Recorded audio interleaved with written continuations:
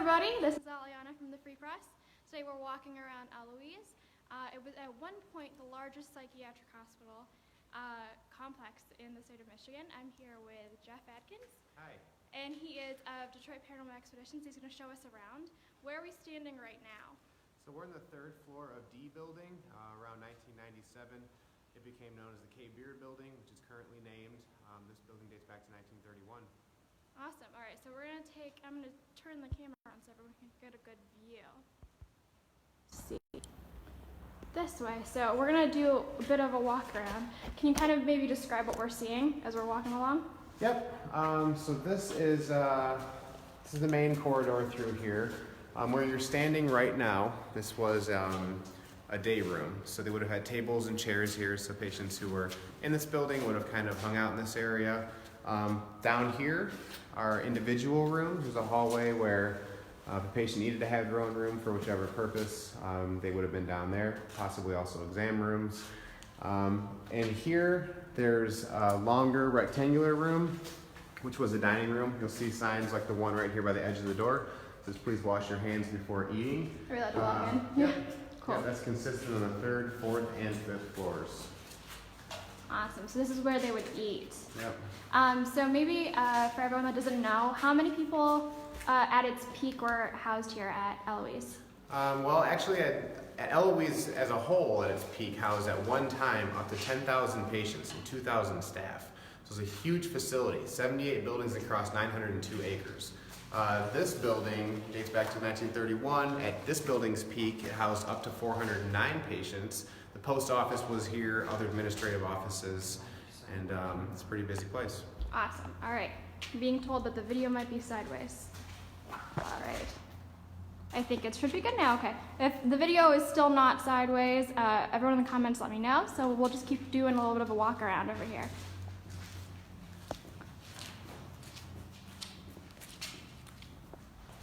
We can head right this way.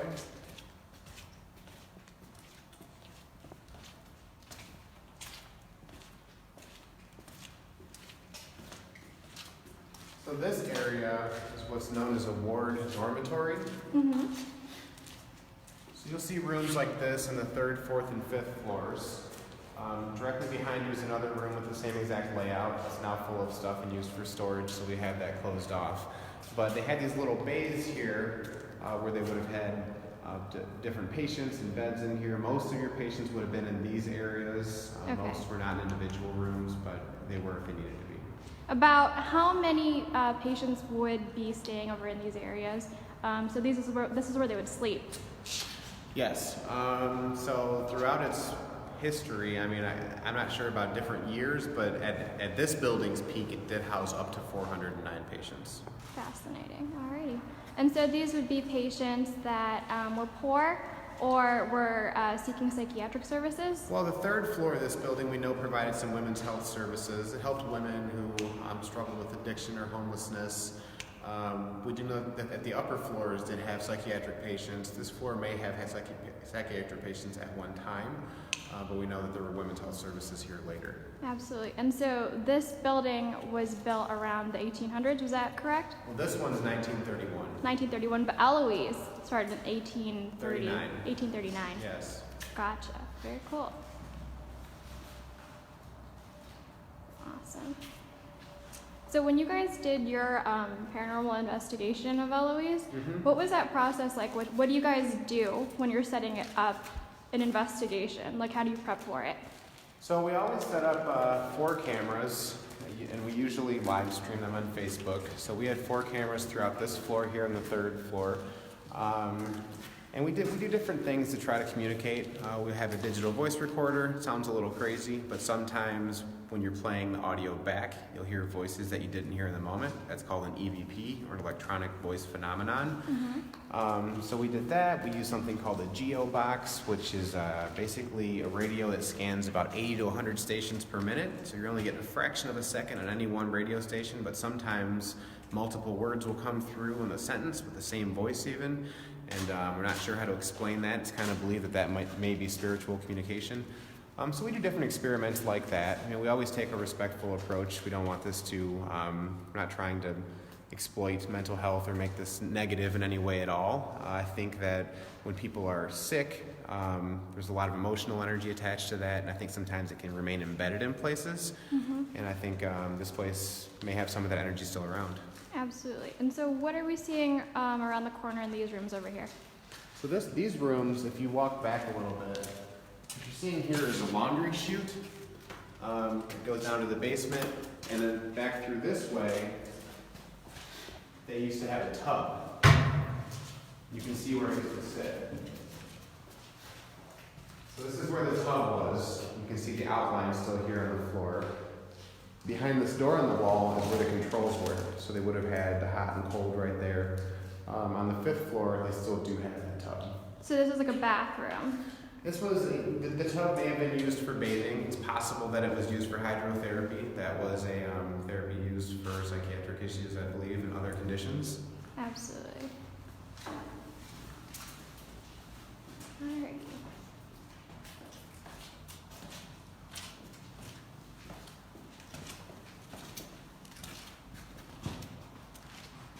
Now right through here is where, this is one interesting room where the shelves are all still labeled, so they had different clothes and linens here, different sized trousers, medium, small, shorts, gowns. They're all still labeled from when patients were here. And then all of the paint of the shelves has like, I think, peeled off? Yeah. It's peeling. The building is not heated. Oh, so, okay. For the last couple of years, it's been hot, cold, constantly expanding and contracting, so. So all that happens because of the cold, the paint on the shelving just peels off. Yep, and moisture. And moisture.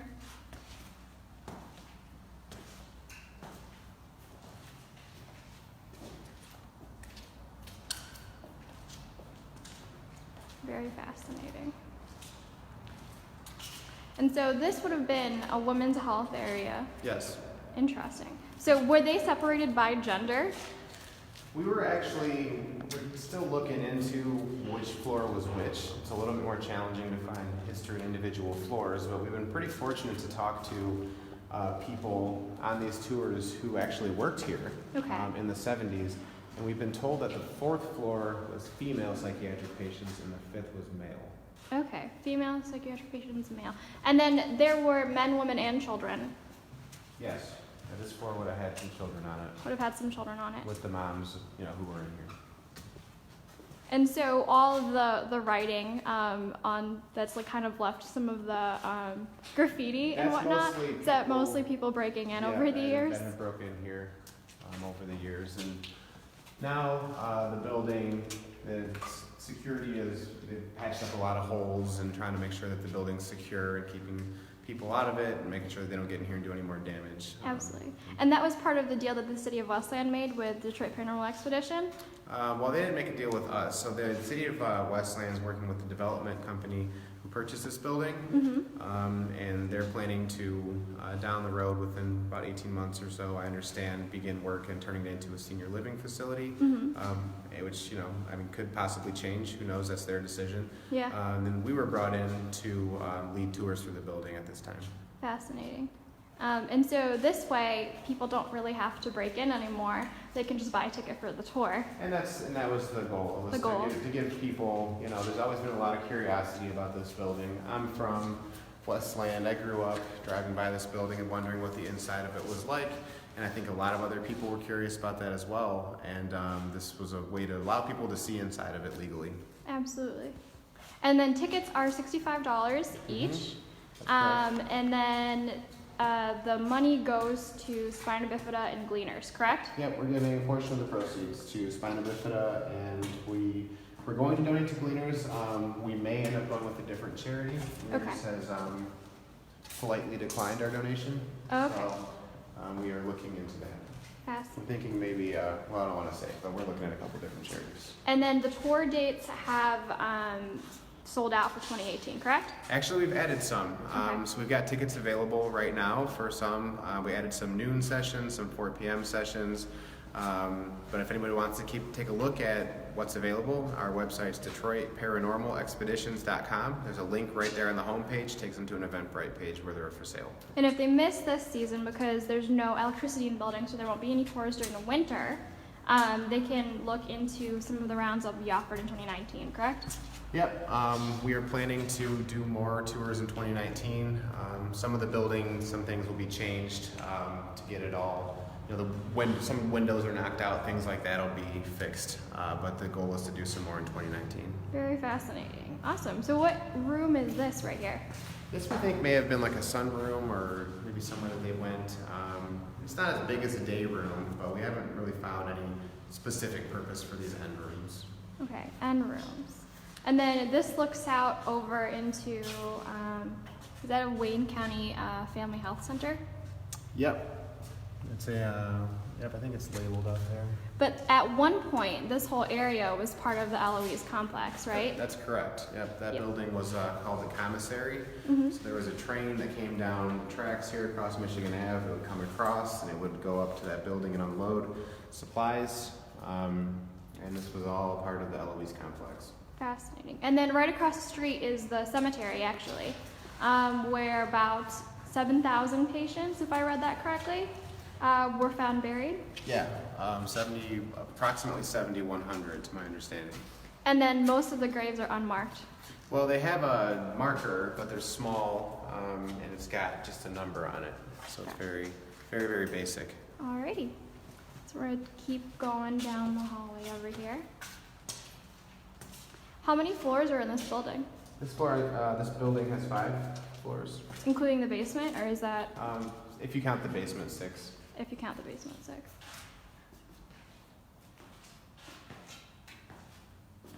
I can show you some of the 4th floor if you'd like. Awesome. So what happened on the 4th floor? To our understanding, that was a floor for female psychiatric patients. As well as the one that we were just on the 3rd floor. Mm-hmm. Cool. The 3rd floor, I think it was maybe more general women's health. Maybe not strictly psychiatric patients, but I think a place where women who even battle things like addiction or homelessness could go. Fascinating. Because this was largely a complex for people that were not just psychiatric patients, but for people that were poor, that were living off welfare. It has been. I can't tell you when, how that kind of shifted. I know it was a poorhouse or an infirmary early on, and I believe that Eloise was a resource throughout its lifetime for people in that situation, but I don't have the specifics on how that changed over time. Awesome. What does this say? We care about you. Help keep the environment safe from fire. So this talks about smoking, where patients could and couldn't smoke, and that they didn't want the patients using matches and lighters for risk of fire. So they had things like this built right on the wall. This is a cigarette lighter. Oh, it's a cigarette lighter. Yep, so this button, if you push it, it would have gotten red hot inside, and they could light their cigarette in there. So this would, the heat would increase and like a flame would spark inside? Not a flame, would have gotten red hot, kind of like if you remember like the old cigarette lighters in cars, where you push them in, and when you pull it out, the inside of it was red hot. Same thing with this as well. Very cool. This is the 4th floor.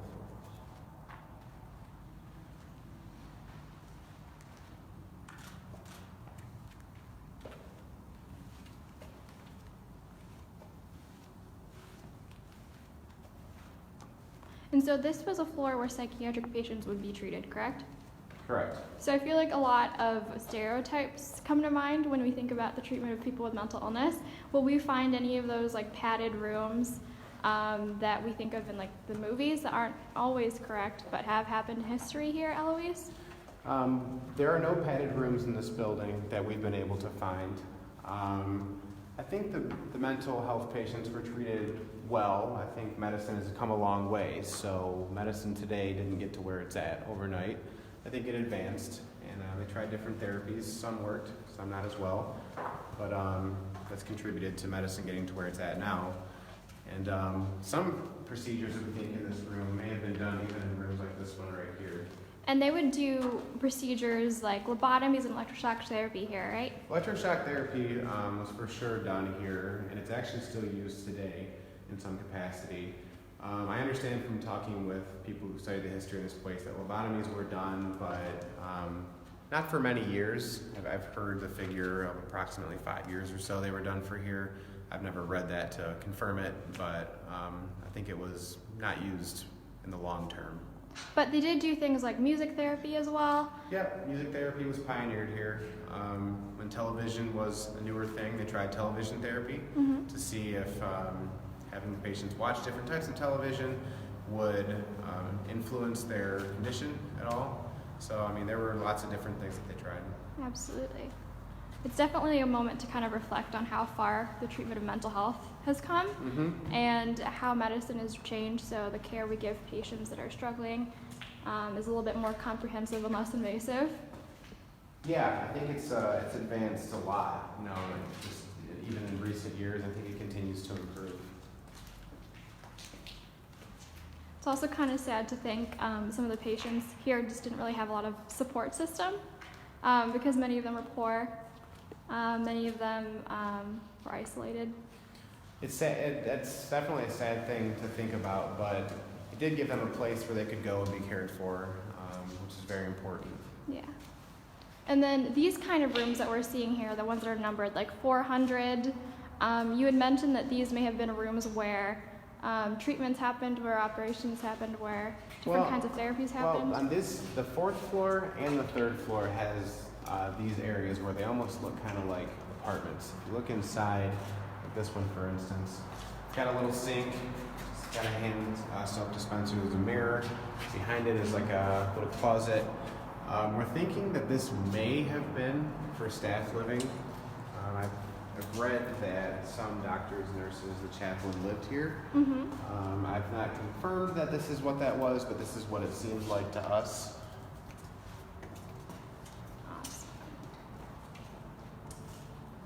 And so this is just the average bathroom stall, yeah.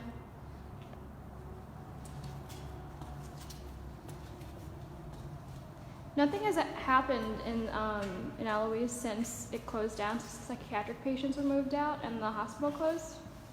These floors have not been used since the early 80s. Since the early 80s. To our knowledge. Now, Wayne County did use the first and second floors, which look very different than this, up until about 2016.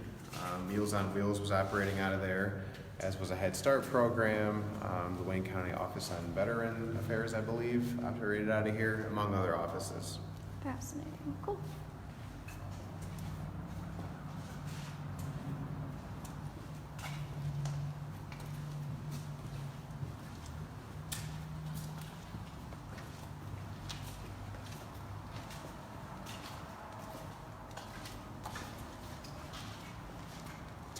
Are those more rooms down that corridor, or is there something different over there?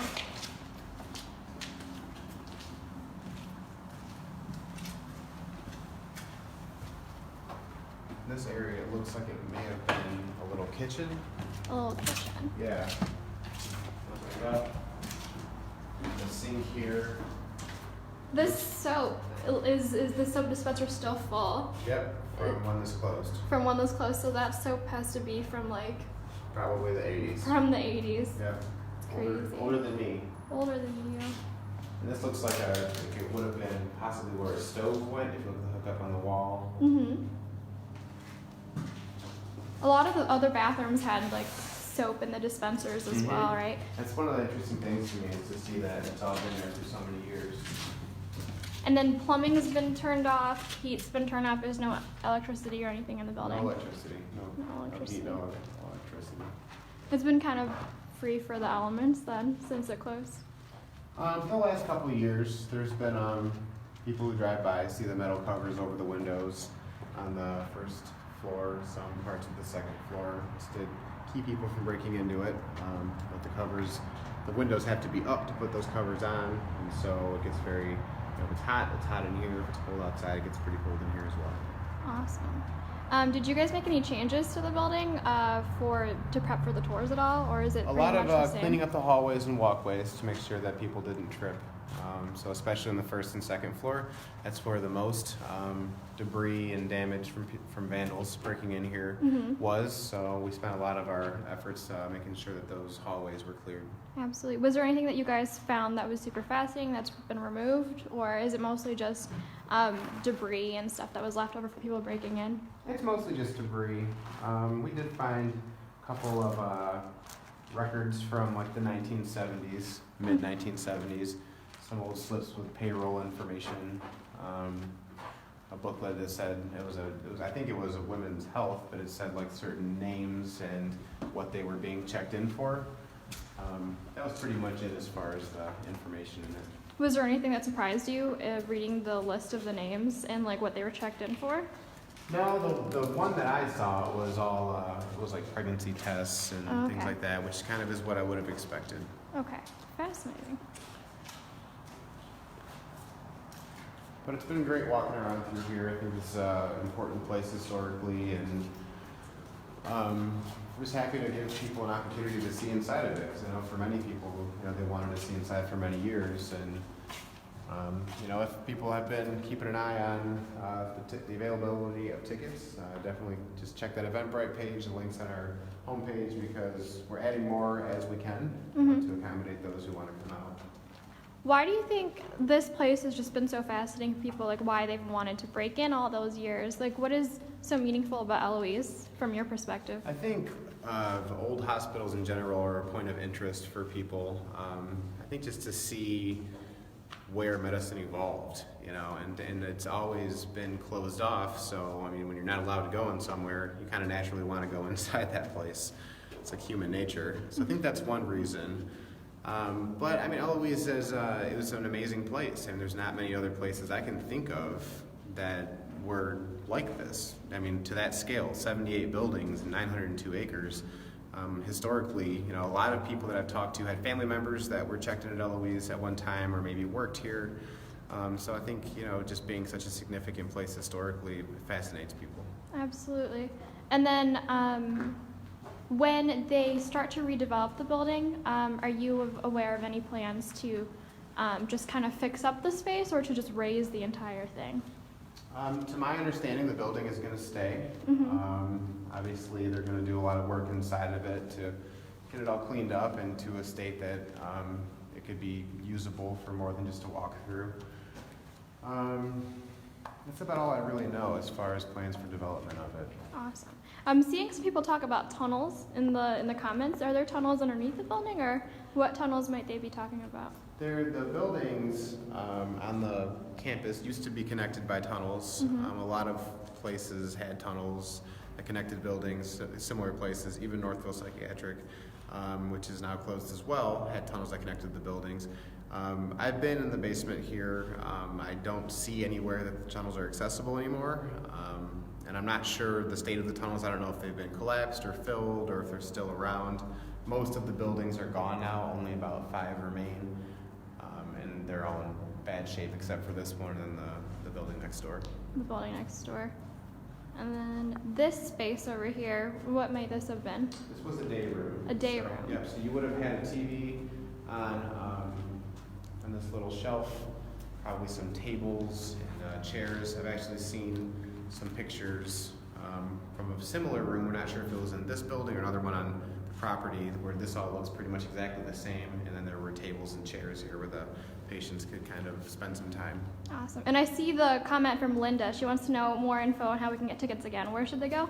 So our website is DetroitParanormalExpeditions.com. If you go there's a link to an Eventbrite page. Check that out, and that's where all the tickets are listed. And I know that there's also going to be, if you want to do a special event coming up, a Halloween tour. What time is that going to be? The times are on the Eventbrite page. We've got several sessions that day as well, where we usually do anywhere from 3 to 5 tours per day. And I think Halloween and the night before are the same. And the most popular tours have been the midnight to 2 a.m. tours that are available, correct? The later ones, when they're darker, 9:30 to 11:30 has been pretty popular, as has 7 to 9 p.m. Awesome. And some people are asking me to talk a little bit more about Eloise, where the name came from. From what I was reading, the name was the daughter of the That's master, correct. right? The Yep. president of the board that oversaw the building, right? To my understanding, I think you're right, it was the postmaster's daughter. I think when they were trying to come up with a name for Eloise, they tried like several different names and they kept being turned down. And then Eloise was approved. There's a beautiful painting of the Eloise that this is named after in Westland Historic Village Park, so off of Wayne Road between Marquette and Cherry Hill in Westland. It used to hang in the lobby of this building, and they saved it, fortunately, and it's being taken care of there, along with a lot of other really awesome artifacts. Very cool. And I actually saw the fire truck that the patients that used to stay Yeah. here painted. Yep. Where is that being kept now? The fire truck is at that museum, Westland Historic Village Park. It's a really beautiful, I want to say it's a 1922 Ford fire truck that patients here actually worked on painting it and taking care of it. Awesome. Very cool. And so that was maybe just like a project for the patients to paint up the fire truck. Yep. Maybe it was a little bit of a therapy session to paint and to create something. I can't say. I would think so. I think it was an outlet for them to be active and do something that, made them feel involved and probably gave them some stimulation mentally. Fascinating. Alrighty. And then where are we entering now? So over here is where they would have had those individual rooms. The nurses station, safety office is over here. And then if patients did need to have their own room for some reason, that would have been over here. Some of these rooms I think may have been used for like exam rooms. I can't say which specific ones were which. Very cool. Is this an old elevator? Yes, it is. These don't work anymore now, do they? No. Not since the power was turned off. Since the power was They turned may off. have worked a little over 2 years ago. I can't say for sure. Very cool. And it looks like the buttons have just been like ripped out of that socket. Mm-hmm. Yeah. What are these posters? Here's some posters that we found in a room here from sometime in the 80s. We don't know if they were ever displayed in here. They may have been used somewhere else, maybe Wayne County General. This one here's got a card on it that says Highland Park Health Center, Westland Health Center. So it looks like Wayne County Health Center's here. And these are kind of leftovers from when the area was used for Women's Health Center. So these are a lot of safe sex advertisements and posters. Yep. Very different from the type of things you'd see patient education-wise in clinics today. Awesome. Oh, someone wants to know, do you guys do private ghost hunts? Yeah, sometimes we do. There's a place that we've done some events out of. It's an awesome place called, it's a former Detroit Police Department 6th Precinct building. That's in Detroit off of McGraw Street. We've done some events there. Probably will do some more this winter. So if you're interested, just keep an eye on our Facebook page, Detroit Paranormal Expeditions, or our website, DetroitParanormalExpeditions.com, and we'll make all the announcements for those type of events. Fascinating. And then this looks like an office space. Is that correct? We think it may have been like a nurse's station. A nurse's station. Yeah. This was a half door, as you can see. We've learned from that smoking sign that we were looking there, it identifies certain rooms. So it talks about a safety office, it talks about a nurse's station, the ward dormitories, which has kind of helped us pin down and identify what certain rooms were. And then it's been hugely helpful having people come through the tours who actually worked here. Very cool.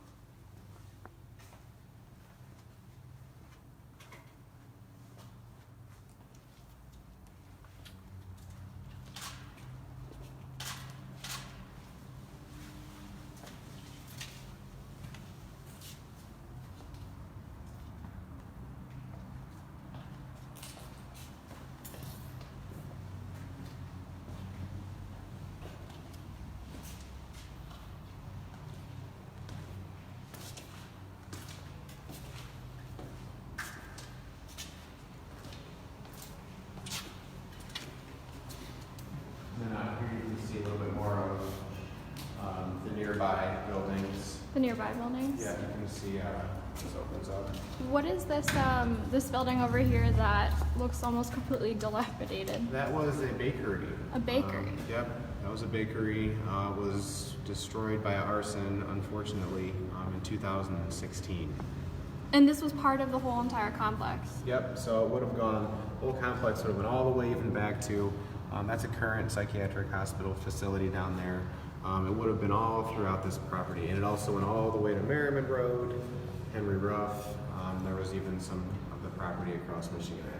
What about this building that is with the kind of greenish broken windows? Yep, to the right there is it's a power plant. Power plant.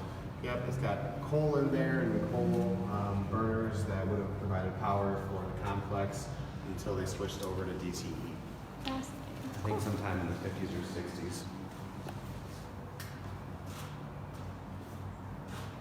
And this is one of those end rooms that you guys said aren't completely sure what they were used for. Maybe this is just somewhere they came and read a book, got some fresh air and daylight. It's kind of what I'm thinking, but I haven't found any documentation to confirm exactly what these rooms were. Interesting.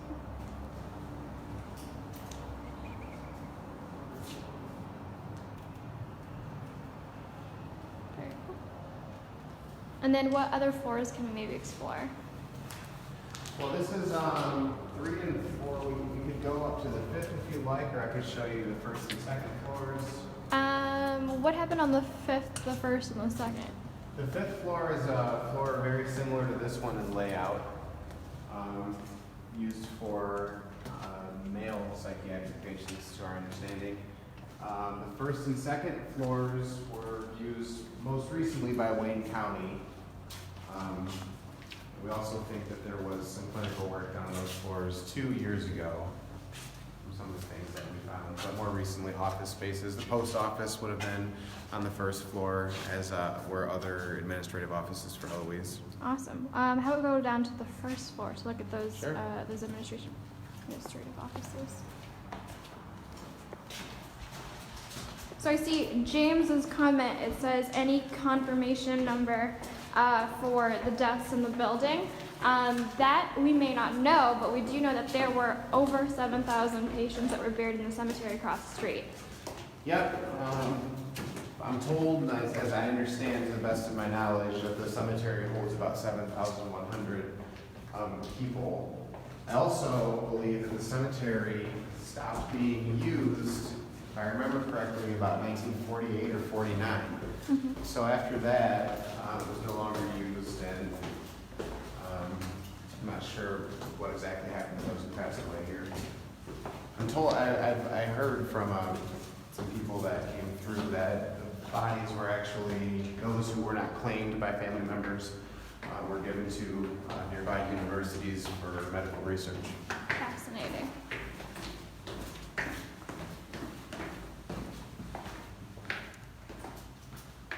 Lori says, "Does it feel haunted?" I feel fine. I mean, I don't really feel like I feel anything at the moment. It's the energy can change sometimes in here. I've been in here lots and by myself, even cleaning up, and most of the time I'm completely comfortable in this room. Yeah. Here's an interesting room. It's a little bit messy. This is one of them that was vandalized a lot by people who broke in, and we haven't really cleaned all of it up. But I like to show this room because I got a picture of what this was. Of what it was. It was a surgical suite on the 1st floor. Okay. So I can show you that picture. So it used to look. Hopefully, I can capture this on my camera. If you click on there, Mike. So you see that? If you look behind you. It looks front like of you. this now. Yep. So now they've got those cabinets there. You can see. If you look at that picture again, you've got like that kind of tile that goes around the edge of it. If you look here, top of this room, there's that, or kind of where the flashlight's at. As you can see, that tile that goes there, it's just been painted over. Interestingly, too, looking at this picture, you can see the stool. It's kind of got those strange-looking legs. Yeah. And then there's that stool with the strange-looking legs. That one. So it's still here after all this time. Do you know where that photo is from? We found it online. I don't know an exact area or what website that was from. Awesome. Yeah. So we see an old wheelchair right over there. So what Jeff was saying is that this room is actually a surgical room. Some of the same tile, the same exact chair that he found in that historic photo. And so this was heavily vandalized? Oh yeah, a lot of things thrown about. In here, it looks like, I think we've cleaned up the floor mostly, but All these like boxes and things of paint and board games. left from like there was an adult daycare center Okay. on this floor, so there were a lot of arts and crafts and things of that nature that were left behind. Also, there's a copy of the Detroit Free Press, which is Sunday Free Press. It's a little bit of a plug, but oddly enough that's worked there. out. It worked out. We did not place that there. That just was coincidental. This is the first floor, right? This is the first floor, correct? Very cool. And so the adult daycare center, was that run by Wayne County? I think so. Mm-hmm. Yeah.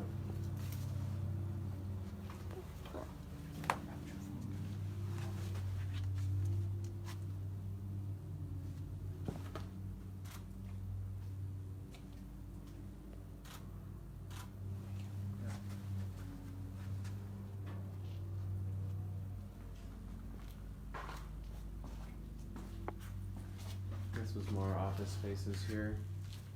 More office space Yeah. here. You're allowed to go down? Yeah. Cool. Some of the caution tape, is that you guys that put up that? Yeah, we up put there? that up just for the tours because made an effort to get the hallways cleared and things like that. But some of these rooms could still be broken glass in them, and we just want to make sure that people are staying safe as they're walking through. Very cool. Cleanup remains a work in progress.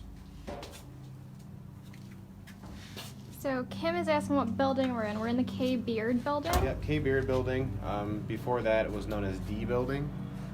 The D building. And then this was home to administration. This was home to women's There were some women's psychiatric health patients, services women's here. health services. Administrative offices for Eloise. Some staff living. Oh, screws this way. So, there we go.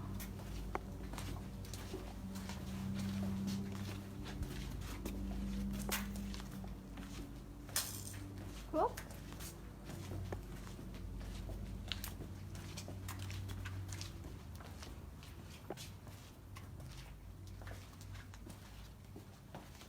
A lot of this medical equipment is original to the building, right? Still been here after all this time. Yep, to the best of our knowledge. This was discovered in a closet just about a week ago, tucked away behind some stuff. So It looks like it has some sort of support in for the back. neck. Yep, and it looks like it leans back too somehow. Couldn't tell you how old it is. Definitely pretty old. So Sherry says, what area of the building have you guys seen the most activity from your investigations? We've experienced a lot on the third floor, mostly. There's a video on our website, Detroit Paranormal Expeditions.com. If you go to the homepage, you'll see a blog towards the bottom of the page where there's a Todd talks about an experience that he had up there, and there's a video that we've embedded. People are welcome to watch. We've got some other audio clips on our website that we've captured. Welcome anybody to listen to those as well. Very cool. And then people are talking about the barn. That's been long gone.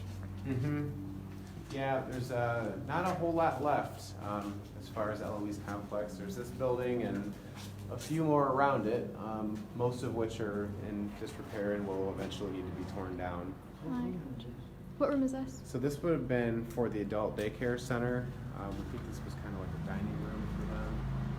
Got a kitchen area over here.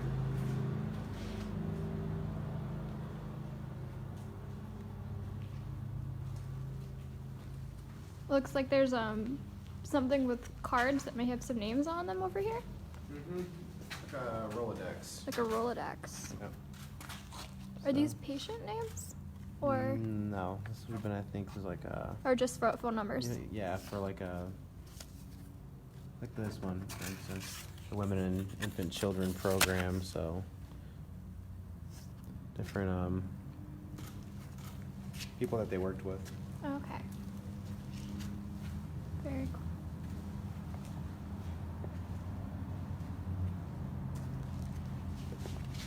I see the old microwave, I think, in the corner. Yep. Old microwave back there.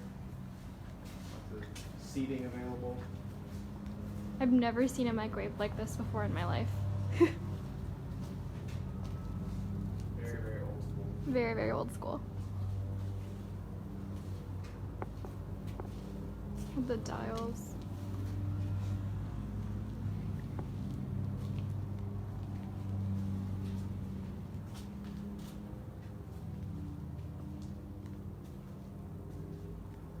Is this a floor plan? I think so. Emergency evacuation.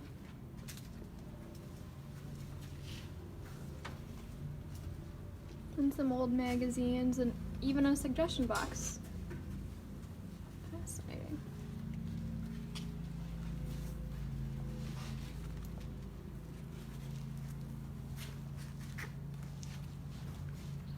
Across the way here is where the daycare center was. And this would be the daycare center for children or for adults? Adults. Adults Yeah. still? We don't have this part open for the tours because there's a lot of Mm-hmm. damage was done in here. Oh, okay. But you can look around. Oh, I understand. Yep.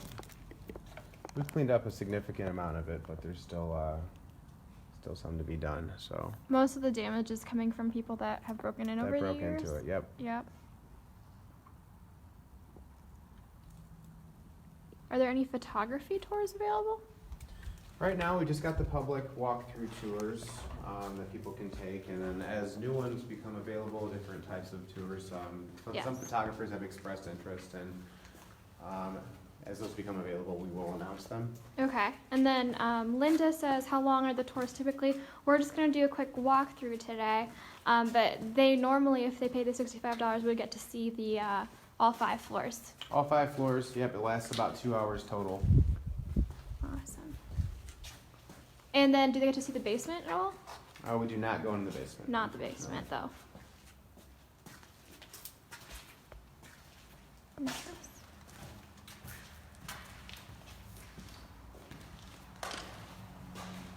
And then this would be more administration, right? Yeah, this is the main lobby. Main lobby. So the doors have been closed. Doors are closed.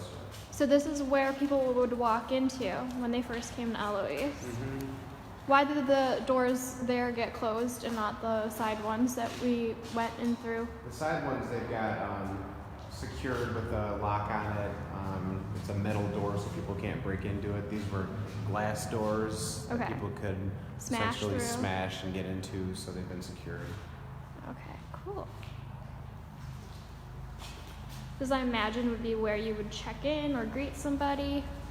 Mm-hmm. Main lobby. This says, oh, this is an old sign-in sheet from 2003. Yep. This is in times and out times and dates. And an incident report, I think so. Interest. Yep. Incidents.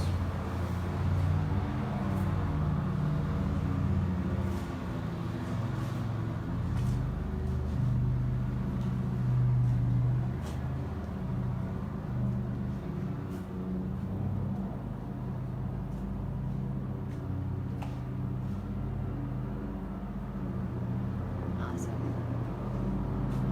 Those stairs going down there, where would that? Basement. Oh, that's the To a basement? maintenance area. Oh, okay. Very cool.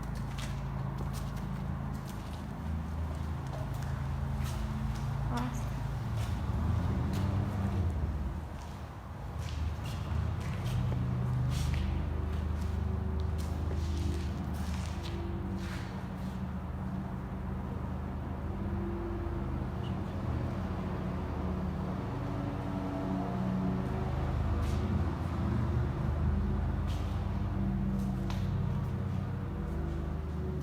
Is this a way to buzz people down? I think this was a fire safety system. Or fire safety Yeah. system? Fire light alarms incorporated. Okay, cool.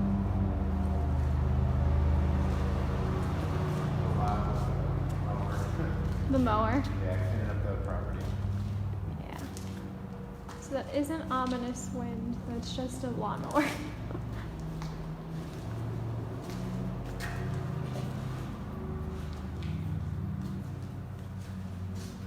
Very cool.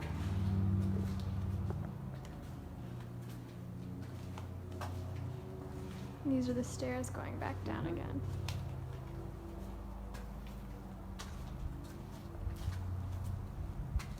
Another kitchen area. Another kitchen area. Yeah, like a industrial refrigerator. We've walked past a lot of kitchen areas. We walked past a lot of bathrooms too. And a lot of bathrooms Yeah. too. A lot of those in this building. What is this? Oh, is this? Oh, I thought it might have been a chute of some Maintenance for kind. Maintenance. Yeah, pipes and things. These are usually shut. Very cool. You said that at its peak, 10,000 patients lived here? Eloise had 10,000 Eloise. patients. Not all in this building. Not all in this building, but dispersed around the complex. Yep. Alrighty. I think we'll wrap it up over there when we get back to the desk, guys. Okay.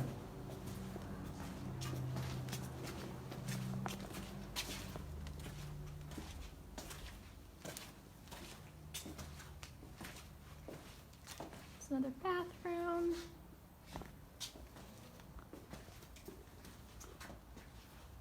More graffiti. All these old chairs are interesting to look at. Cool. Alrighty.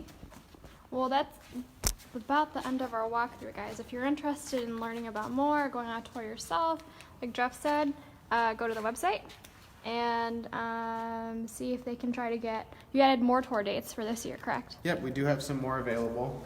Just visit Detroit Paranormal Expeditions.com, and there's a link right there to the Eventbrite page where all the available dates are listed. Fascinating. Awesome. And so there's more information down over here. And if anybody has any more questions, feel free to ask them in the comments. We'll see if we can get to them later. And we'll be doing a story later on. So check out our website for more information and for also the written version of our story and the photos that Jungfu, our photographer, took. Hi, Jungfu. All right. Bye, guys.